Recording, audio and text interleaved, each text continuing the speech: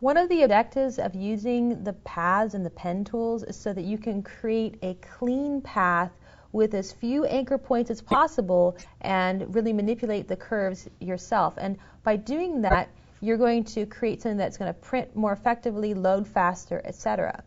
But you may not be as experienced with the pen tool, and the Freeform pen tool is a nice option because it allows you to create a path as if you were using the magnetic lasso and creating your own points. So we're going to take a closer look at what we can do with the Freeform tool. Here we go. Well, with the Freeform pen tool, it's located with the pens, and it kind of looks like a calligraphy pen. I'm going to go ahead and choose my Freeform pen here. And with the Freeform pen, I've got some options at the top. One of the things I could do is make it magnetic. And if I make it magnetic, then it will snap to the edges as there's contrast. I'm going to go ahead and do that.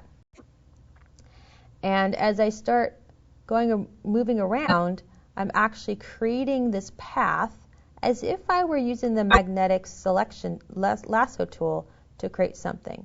Now, if it doesn't quite go where I want, I can click and then create another point.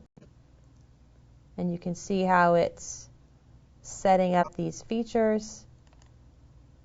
It is creating quite a few points for me.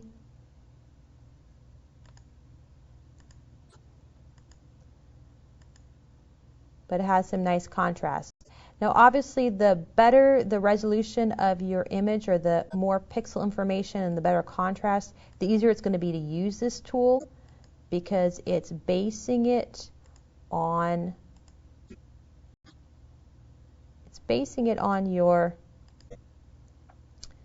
changes of color and even the shift between the light and the dark colors. So this handle's a little tricky because it's just a little bit of a hard contrast to see. I can use my backspace if it doesn't quite go where I want to go, and I can click it to add the fastening points and come back up here to the top and add those fastening points back in. Now, if I want to make some adjustments in here, I can actually use some tools like the add anchor point, delete anchor point, and I also have some arrow elements. So I'm going to go ahead and choose this delete anchor point and see if we can get rid of some of these anchor points in here. I'm going to make sure my path is selected by just clicking on it. And I can see that a lot of these I could probably remove without much problem. And I'm just going ahead and removing some of those extra ones. The fewer the points you have, ultimately the smoother the line's going to be, and the smoother the line is, the better it prints, the better it loads. If you're going to be taking this into a product like Illustrator and going to be using some of the vector features, then you'd want to take advantage of having fewer points, as few as necessary.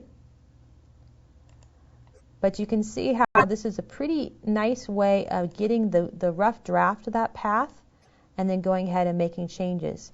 I can then go ahead and switch to my arrow tools. There's two different arrow tools. There's the path selection tool and the direct selection tool. The path selection tool selects the entire path, and you can see how all these anchor points are filled in, and I can click and drag and move the entire element as one piece. I'm going to go ahead and undo that. Whereas the white arrow, sometimes they call it the hollow arrow, the direct selection tool allows me to get one point at a time.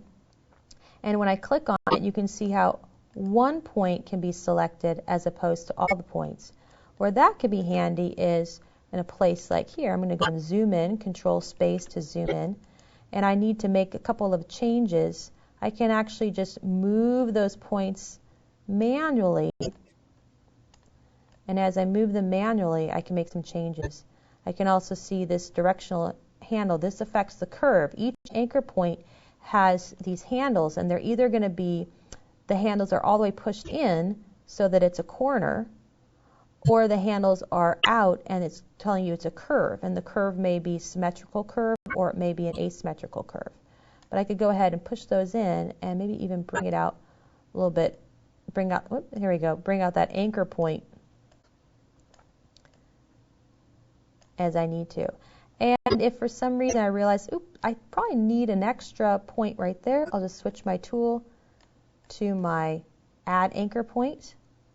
I can add one in, and switch back to my white arrow and pull it in. And I can just pull in those directional handles, drag them right onto the anchor point, and it converts it into a corner instead of a curve. And then you'd go through and you could clean this up as you see fit.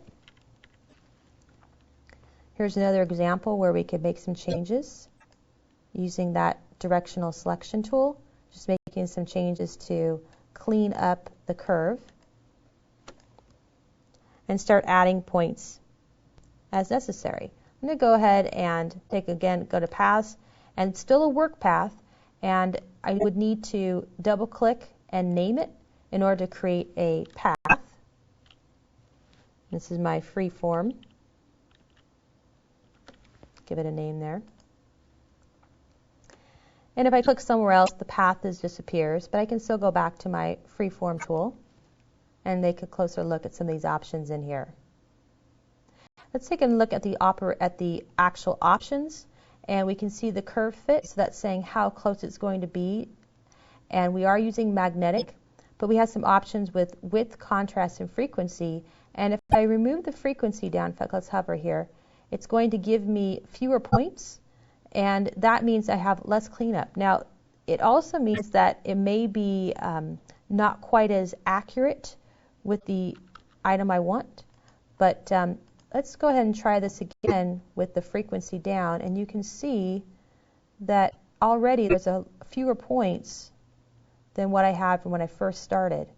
I don't have to go back and erase those points. I'm going to use my backspace here to come back down. I don't have to erase those points because I'm already they're already not there, if that makes sense. I'm going to go ahead and double click, and by double clicking I'm just closing the path automatically, kind of a shortcut there. One other quick note when you're creating these paths, just go ahead and click somewhere else.